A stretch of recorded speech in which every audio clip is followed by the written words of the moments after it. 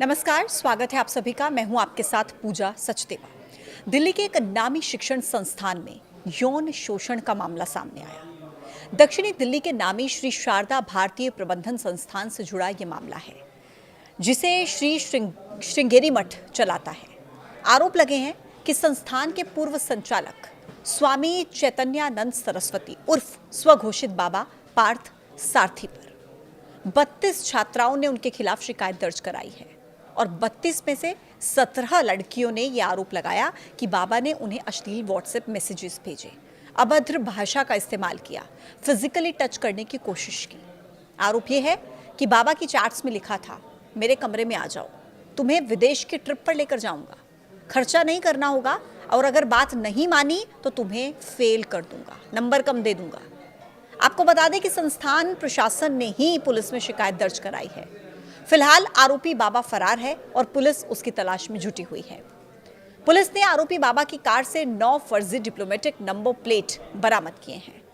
हालांकि उड़ीसा के बाबा स्वामी चैतन्यानंद सरस्वती पार्थ की गिरफ्तारी के लिए दिल्ली पुलिस ने दबिश तेज कर दी है। बाबा की आखिरी लोकेशन आगरा निकली है, जिसके बाद आगरा पुलिस भी इस पूरे मामले की जांच पड़ताल में जुट गई है। एयरपोर्ट पर भी अलर्ट जारी कर दिया गया है ताकि बाबा देश से फरार ना हो सके। अब आपको पूरा विस्तार से मैं ये मामला बताती हूँ। देखिए, 25 अगस्त को एक प्राथमिकी दर्ज की गई थी और एक वाहन जब्त किया गया था। श्रृंगेरी पीठ ने सार्वजनिक बयान जारी करके पार्थ सारथी से सभी रिश्ते तोड़ दिए हैं। पीठ ने कहा कि उनके कृत्य अवैध हैं, उनके कृत्य अनुचित हैं, छात्रों के हितों के खिलाफ हैं। इसलिए श्रृंगेरी पीठ ने सार्वजनिक बयान जारी करके खुद को इस पूरे मामले से अलग कर लिया है।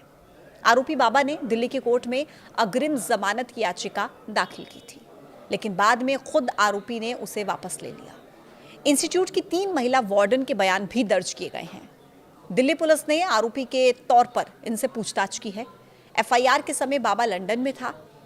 इंस्टीट्यूट के सीसीटीवी का कुछ डेटा भी डिलीट है, उसे फॉरेंसिक जांच के लिए भेज दिया गया है।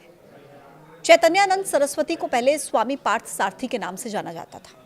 आरोपी बाबा पार्थ सारथी ओडिशा का रहने वाला है और करीब 12 साल से वो यहाँ इसी आश्रम में रह रहा था। बाबा पर छेड़खानी के 2 मामले उड़ीसा में भी दर्ज हुए थे, पहला 2009 में और दूसरा 2016 में। बाबा इस आश्रम का केयरटेकर और संचालक था, इसी आश्रम में रह रहा था और जिस दिन हाल ही की शिकायत पुलिस को मिली, उस दिन ये बाबा एक फंक्शन में शामिल होने के लिए गया हुआ था और एफआईआर दर्ज होने के बाद से ये फरार है। 4 अगस्त 2025 को पीए मुरली प्रशासक हैं, जो कि श्री श्रृंगेरी मठ के, उन्होंने थाने में आरोपी के खिलाफ शिकायत दर्ज कराई। इस शिकायत में यह भी लिखा गया कि संस्थान की कुछ महिला फैकल्टी और प्रशासनिक अधिकारी आरोपी की मांग को पूरा करने के लिए छात्राओं पर दबाव डालते रहते हैं। इससे छात्राओं को मानसिक और शारीरिक रूप से उत्पीड़न झेलना पड़ता है। जांच के दौरान कुल 32 महिला छात्रों के बयान दर्ज किए गए। इनमें से 17 ने आरोपी पर अपशब्द, अश्लील संदेश और शारीरिक संपर्क का आरोप लगाया। छात्राओं ने बताया कि जब उन्होंने इसका विरोध किया तो कुछ फैकल्टी और प्रशासनिक अधिकारी उनके ऊपर दबाव डालते रहे।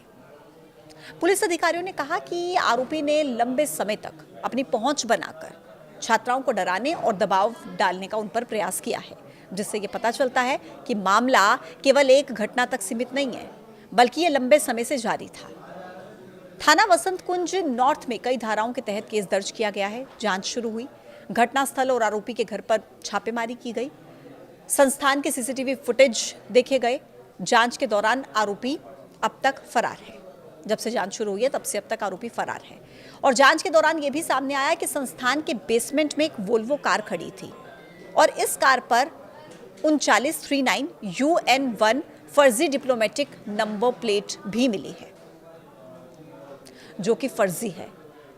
इसे कथित आरोपी ही इस्तेमाल करते थे। अब इस गाड़ी को भी जब्त कर लिया गया है। पुलिस की जांच जारी है। मामला बहुत ही ज्यादा गंभीर है। आपको बता दें कि पुलिस ने यह भी बताया कि मामला जो है ये संवेदनशील है और छात्राओं की सुरक्षा को ध्यान में रखते हुए इस पूरे मामले की जांच जारी है। जल्द ही आरोपी को गिरफ्तार कर लिया जाएगा और कोई भी कानूनी ढील, किसी भी तरीके की कानूनी राहत नहीं दी जाएगी। इस पूरे मामले को लेकर आप क्या सोचते हैं? कमेंट बॉक्स में अपनी राय जरूर दीजिएगा। आज के वीडियो में इतना ही। देखते रहिए न्यूज़ 18। नमस्कार।